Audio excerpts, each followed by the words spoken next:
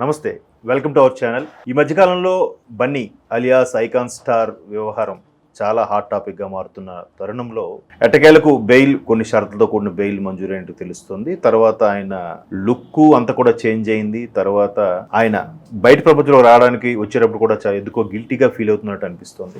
So ఈ మొత్తం వ్యవహారం మీద ఒక క్లారిటీ కావాలని మన ప్రేక్షకులు కోరుకున్న నేపథ్యంలో మనతో పాటు ఇవన్నీ వివరించడానికి బహుముఖ ప్రజ్ఞాశాలి, స్పిరిచువల్ మెంటర్ కరుణమ్మ గారు మనతో ఉన్నారు. ఆమెను అడిగి మరిన్ని విషయాలు మీకోసం తెలుసుకునే ప్రయత్నం చేద్దాం. అమ్మా నమస్కారం. నమస్తే. ఎలా ఉన్నారు? బాగున్నానండి. ఇప్పుడు బన్నీ విషయం ఎంత హాట్ టాపిక్ ఉంది చూస్తున్నాం. సో ఆల్మోస్ట్ డిసెంబర్ 4 రాత్రి నుంచి కూడా హడావిడి నడుస్తోంది. సో ఇప్పుడు ఎట్టకేలకు బెయిల్ ఇచ్చారంట. బెయిల్ ఏ యాంగిల్లో చూసి జడ్జి గారు శాంక్షన్ చేసి ఉంటారు? ఇది కొనసాగుతుందా, మధ్యలో రద్దయ్యే అవకాశాలు ఉందా? దాని గురించి కాస్త. నాకు తెలిసినంతలో రద్దు అనే మాట మనము ఖచ్చితంగా చెప్పడానికి లేదండి.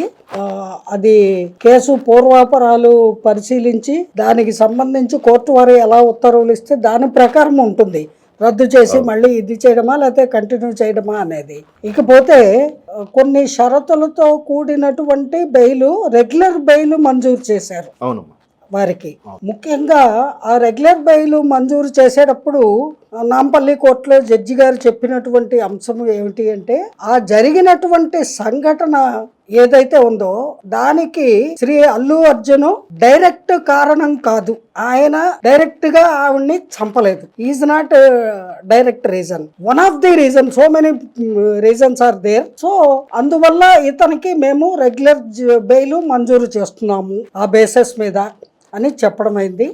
బెయిల్ అన్న తర్వాత కొన్ని పూచీకత్తులు ఉంటాయి. 2 గ్యారంటీ సంతకాలు పెట్టాలి. ఓ 50,000 ఎంతో గవర్నమెంట్ లెక్క ప్రకారము కట్టాలి. ముందు స్టేషన్ బెయిల్ ఇచ్చారు, ఇప్పుడు రెగ్యులర్ బెయిల్ వచ్చింది ఆయనకి. చాలా సంతోషించదగినటువంటి అంశం ఇది. ముఖ్యంగా వారి కుటుంబ సభ్యులు అలాగే వారి అభిమానులు కూడా ఎంతో ఆనందిస్తున్నటువంటి అంశము. అలాగే అతను కూడా ఆత్మసాక్షిగా డైరెక్ట్ గా ఆ అభిమాన్ని ఆయన ఏమీ మర్డర్ చేయలేదు కాబట్టి పరోక్షంగా ఆయన అక్కడికి విజిట్ చేయడం అనేది ఒక కారణంగా మారింది. అంతే. అవును. ఆయన్ని చూడడానికి జనం ఎగబడి రావడం అనేది పెద్ద కారణంగా మారింది. దానికంటే పెద్ద కారణం ఆ థియేటర్ యాజమాన్యము సరి అయిన బందోబస్తు ఏర్పాటు చేయకపోవడం. అలాగే అంతంత టికెట్లు అంత ఖరీదు పెట్టి కొనుక్కొని వచ్చిన వాళ్ళకి మొదటి రోజు ప్రీమియర్ షోకి వచ్చినప్పుడు రష్ ఎక్కువ ఉంటుందని వాళ్ళకి తెలుసు కదండి. చాలా సినిమాలు రిలీజ్ అయ్యి చూసే ఉంటారు కదా. అటువంటప్పుడు వాళ్ళు మరింత జాగ్రత్త తీసుకోవాలి కదా వాళ్ళ ప్రొటెక్షన్ కోసము. అది చేయకపోవడము, ఇవన్నీ so many reasons are there. So ఇప్పుడు ఇదంతా కూడా కోర్టులో విచారణ జరిగి, న్యాయాన్యాయ విచారణ జరిగి ఫైనల్ గా జడ్జిమెంట్ వచ్చేంత వరకు కూడా అల్లు అర్జున్ గారికి ఇబ్బంది లేకుండా ఆయనకి కొన్ని షరతులతో కూడిన బెయిల్ మంజూరు చేశారు. అది రెగ్యులర్ బెయిల్. ఇక్కడ చిన్న సందేహం అమ్మా. ఇప్పుడు ఆయన అక్యూజ్డ్ 11 గా పెట్టడం జరిగింది ఆయన. మరోవైపు మీరు అన్నట్టు ఆయన వెళ్ళడం వల్ల అభిమానులు ఎగబడ్డం పరోక్షంగా ఆయన కారణం అయ్యాడు తప్ప ప్రత్యక్షంగా ఆయన కారణం కాలేదు. అండ్ మోర్ ఓవర్ పోలీసుల నేపథ్యం ఎలా ఉందంటే, ఈయన బయట ఉంటే బెయిల్ మీద సాక్షులను ప్రభావితం చేయొచ్చు, లేదా ఇంకేవైనా ఆయన పరపతిని ఉపయోగించి ఏమైనా చెయ్యొచ్చు అనే విధంగా పోలీసులు కోర్టు ముందు విన్నవించారట. సో అలా ఎందుకు చేస్తున్నారు పోలీసులు? ఇప్పుడు ఆయన 11 అక్యూజ్డ్ 11 గా ఉన్న వ్యక్తిని అరెస్ట్ చేసి ఈ విధంగా తీసుకురావడం అంటే పర్మిషన్ లేకపోవడం రావడం వల్ల పోలీసులు ఈ విధంగా సీరియస్ గా తీసుకుంటున్నారా, లేదా నిజంగా ఆయన బయట ఉంటే సాక్షులను ప్రభావితం చేసే అవకాశం ఉందా? అవన్నీ ఊహాగానాలండి, వాళ్ళ అపోహలు. ఆయన ఏమన్నా హంతకుడు అండి? ఆయన ప్రత్యక్షంగా ఆవిడ ఏమన్నా పీక నొక్కి చంపేశాడా, కత్తితో పొడిచాడా, రివాల్వర్ తో పేల్చి కాల్చి చంపాడా? ఏమీ కాదు. ప్రపంచం అందరికీ తెలుసు, ఈవెన్ పోలీసులకు కూడా తెలుసు కదా. ఇది ఏదో యాక్సిడెంటల్ గా జరిగిన ఇన్సిడెంట్, ఆవిడ రేవతి గారి డెత్ అనేది. అటువంటి దానికి వీళ్ళు ప్రభావితం చేసే ఇవ్వాల్సినటువంటి అవసరం అగత్యం లేదండి. అక్కడ ఎంత మాత్రమో అటువంటి పరిస్థితే కాదు.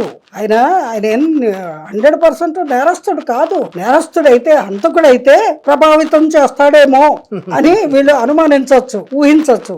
అంచేత there is no point of that question. అది కేవలము వాళ్ళ యొక్క భావన అంతే.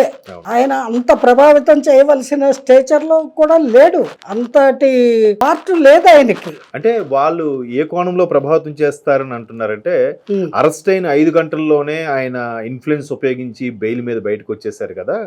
సో ఇప్పుడు మరలా బెయిల్ మీద బయట ఉంటే అసలు ఆ కేసుకి ఈయనకి సంబంధం లేదు అని తేల్చేసేలాగా కూడా చెయ్యొచ్చు ఈయన పరపతితో అన్నట్టుగా పోలీసులు కోర్టులో విన్నవించారట. ఒక్క సెకండ్, ఆయన పరపతి అది పక్కన పెడితే ఎవరైతే ఈ కేసు పెట్టడానికి ముందుకు వెళ్ళారో వాళ్ళతో పాటు భార్యను కోల్పోయిన భర్త అతను వెళ్లి సంతకం పెట్టాడో పోలీస్ కేసుకి, అతనే స్వయంగా నేను ఈ కేసు విత్డ్రా చేసుకుంటున్నాను, హీరో గారి దోషం ఏమీ లేదు అని మీడియాలతో చెప్పాడండి కదా. అటువంటప్పుడు ఈ రకంగా ఆలోచించడం అనేటువంటిది ఎంతవరకు న్యాయము? కామన్ సెన్స్ ఉన్న వాళ్ళు ఎవరు కూడా ఈ విధంగా ఆలోచించవలసిన అగత్యం లేదు అంటాను నేను. అంచేత ఆయనకి రెగ్యులర్ బెయిలే కాదు, ఆయన ఈ కేసులో వచ్చి నార్మల్ గానే ఆయన బయటకు వస్తారు అనేది అందరికీ కూడా తెలుసు. కాకపోతే ఆయన గ్రహస్థితి బాగలేక ఆయన ఆ రకంగా ఆ కేసులో ఇరుక్కోబడ్డాడు, చిక్కుకున్నాడు అంతే. It's only time being.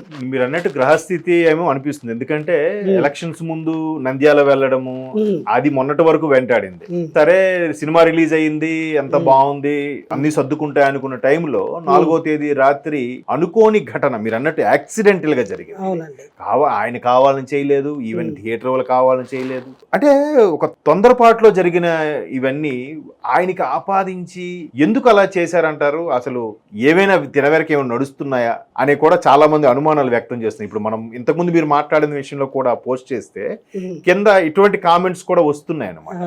దీని వెనక ఏమైనా వేరే కోణం ఉందా అనేలాగా. అంటే ఇక్కడ ఒక సున్నితమైన అంశము, అంటే అందరికీ తెలిసిందే, ప్రజలందరికీ తెలిసిందే. ఒక అంశం ఏమిటంటే ఆయన ఒక సభలో ముఖ్యమంత్రి గారి పేరు మర్చిపోయాడు అని, అలాగే నంద్యాలలో ఎవరు వైసీపీ కార్యకర్తకి వాళ్ళ ఇంటికి వెళ్ళాడు ఎలక్షన్ టైంలో అని, ఇలాగా కొంచెం పొలిటికల్ థింకింగ్ కూడా చేసేవాళ్ళు, పొలిటీషియన్ల హస్తం కూడా కొద్ది గొప్ప ఉందండి, లేకపోలేదు. అందువల్లే ఇతని మీద కాన్సన్ట్రేట్ చేశారు అనే భావన మనకి వచ్చే ఆస్కారం ఉంది. సో ఆ పాయింట్ ఉంది, లేదు అని అనుకోవడానికి లేదు.